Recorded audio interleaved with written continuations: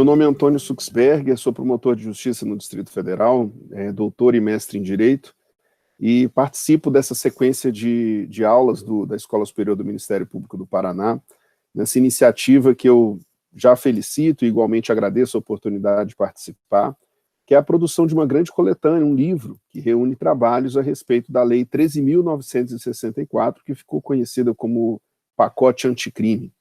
Eu tive a oportunidade de participar com um texto que versava justamente sobre a investigação dos casos de letalidade policial. Eu me refiro à alteração promovida pela Lei 13.964, os artigos 14A do Código de Processo Penal e 16A do Código de Processo Penal Militar. Antes de entrar nos problemas desses dispositivos, talvez valha a pena a gente rememorar qual foi a demanda que chegou ao Congresso Nacional a respeito desse tema. No ano de 2019, o governo federal fez uma sequência de proposições legislativas que receberam esse nome de pacote anticrime e tramitaram no Congresso Nacional, receberam alterações, propostas de inserções, algumas supressões, que redundaram ao fim e ao cabo, no dia 19 de dezembro, na edição da Lei 13.964.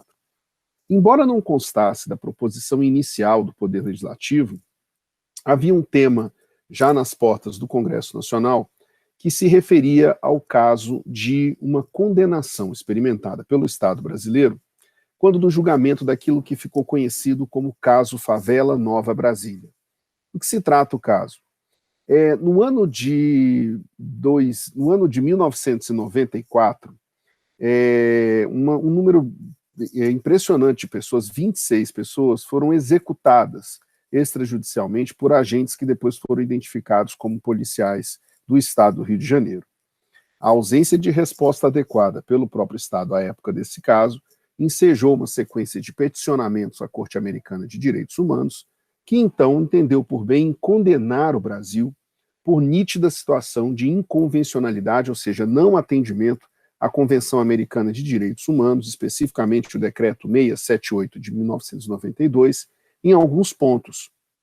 Eu compartilho com vocês aqui apenas o cabeçalho da sentença que foi proferida no dia 16 de fevereiro de 2017 e que trouxe no seu ponto principal, eu peço a atenção de vocês ao ponto 16 da sentença, dizendo que era necessário que, nas hipóteses de morte, tortura ou violência sexual decorrentes de intervenção policial, em que os policiais apareçam como possíveis acusados, desde a notícia do fato criminoso se delegue a investigação a um órgão independente e diferente da força pública envolvida no incidente, como autoridade judicial ou Ministério Público, assistido por pessoal policial, técnico, criminalístico e administrativo, fora do órgão de segurança pública a que pertença aquela pessoa que figure como acusado ou investigado, em conformidade com os parágrafos 318 e 319 da sentença, que, de maneira muito sintética, se referem ao fato de que a investigação, naquele caso,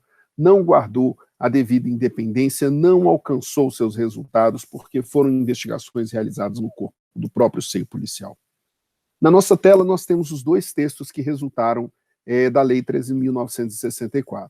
No Código de Processo Penal, o artigo 14A, no Código de Processo Penal Militar, o artigo 16A.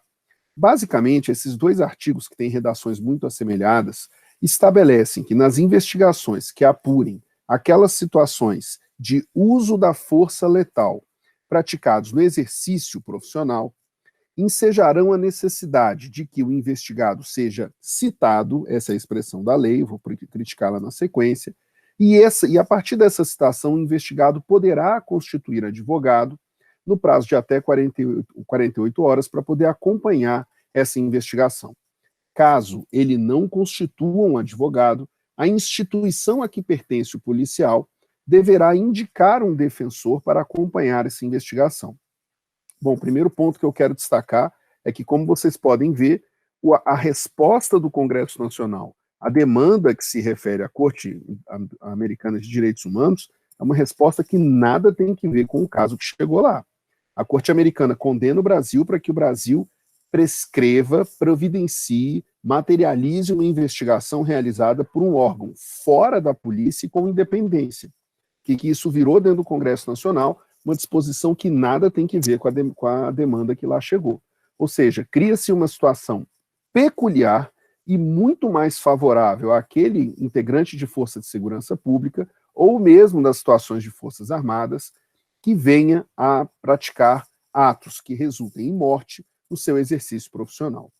Primeiro ponto que eu quero destacar é a impropriedade técnica do próprio texto legal. Quando o legislador menciona citação de um investigado, ele contraria a própria natureza jurídica do ato citatório.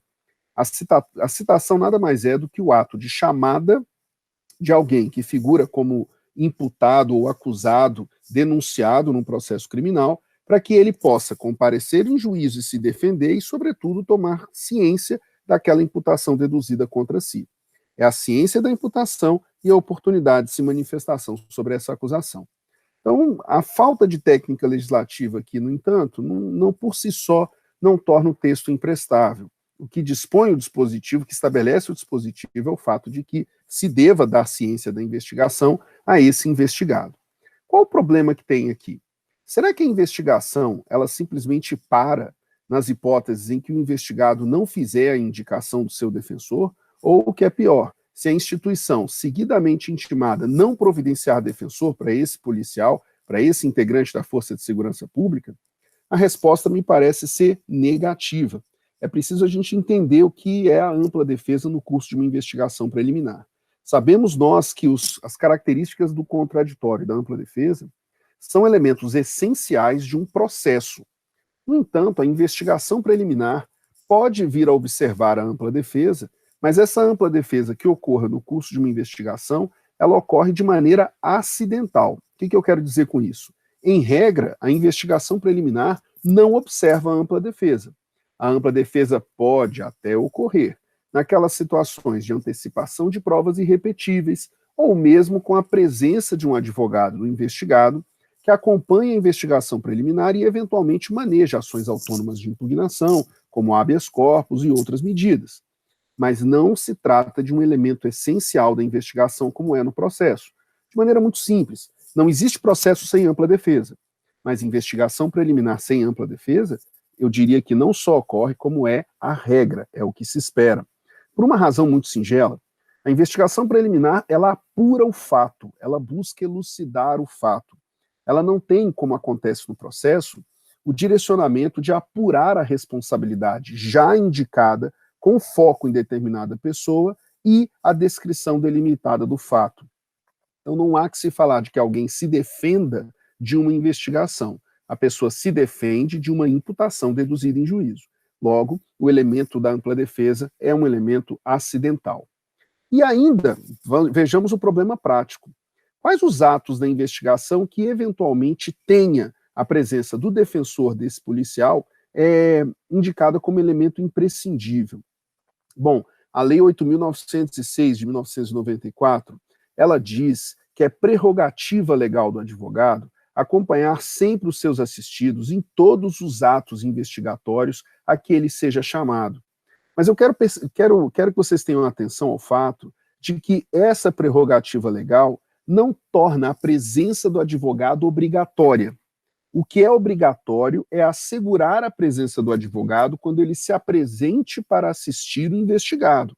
Ou seja, não se pode impedir o acompanhamento do ato pelo advogado. No entanto, isso não significa dizer que a realização do ato torne para que o ato se realize seja imprescindível a presença do advogado. Em termos bem simples, se o advogado se fizer presente acompanhando o investigado, deverá ser assegurada a prerrogativa legal de acompanhar o ato. No entanto, a realização do ato investigatório sem a presença do defensor pode ocorrer, deve ocorrer, sem que haja nisso qualquer mácula ou vício ou defeito. O que nos leva aqui a um questionamento final a respeito da alteração legislativa. Será que essa alteração parece constitucional? Porque ela cria, na verdade, uma exceção em relação a todo o regime legal da investigação criminal. A investigação ela tem que primar pela eficiência e pela eficácia. Aliás, como ato próprio vinculado de legalidade estrita de toda a administração pública. A lei cria uma situação bastante peculiar. Se o sujeito for integrante de força de segurança pública, ele terá um direito que ninguém mais tem, de acompanhar toda a investigação assistido por um advogado ou um advogado que seja indicado pela instituição a que ele pertence. Isso parece claramente violador ou vulnerador de um postulado de igualdade. Ou seja, se os cidadãos, de uma maneira geral, não dispõem desse direito, haveria razão jurídica que justificasse esse descrime? Parece que não. Em situações assim, quando falamos de um benefício incompatível com o princípio da igualdade, a solução do problema se dá sob duas alternativas. Uma, ou se estende esse benefício a todos os casos, de maneira que se assegure, então, a igualdade pela extensão do benefício a todos, ou se exclui a previsão desse benefício, de maneira que se assegure tratamento igualitário a todos. Como não parece razoável, como não parece permissível dentro da dicção legislativa alterada pela Lei 13.964, ou seja, não parece que essa alteração tenha tido o crivo de alterar a moldura, a sistematicidade e o desenho constitucional do próprio processo penal, que é marcado por uma investigação preliminar e uma fase processual em juízo com contraditório e ampla defesa, parece claro que é razoável sustentar a inconstitucionalidade material desses institutos. Ou seja, justamente por vulnerarem o princípio da igualdade, é que a gente está diante de uma previsão legislativa que, ao que parece, deva ser afastada do ordenamento. Mais uma alteração da Lei 13.964, portanto, que, por uma péssima técnica legislativa, vai ensejar uma série de problemas aos operadores. Para nós, fica aqui a lição. 1. Deriva de uma lição que foi invertida pelo Congresso Nacional no seu poder legiferante. Entrou uma demanda, saiu uma coisa completamente diferente. A péssima técnica legislativa ao mencionar citação do investigado. Não é o caso. E 3. Isso não torna a presença do advogado, o defensor do investigado, imprescindível à apuração dos casos de letalidade policial. Se ocorrer, deve-se assegurar a participação do advogado em todos os atos investigatórios, mas não é razoável sustentar que a investigação deva ficar paralisada ou impedida pela ausência do defensor. São essas as lições sobre essa alteração da Lei 13.964 e espero e desejo a todos votos de bons estudos sobre essa alteração legislativa.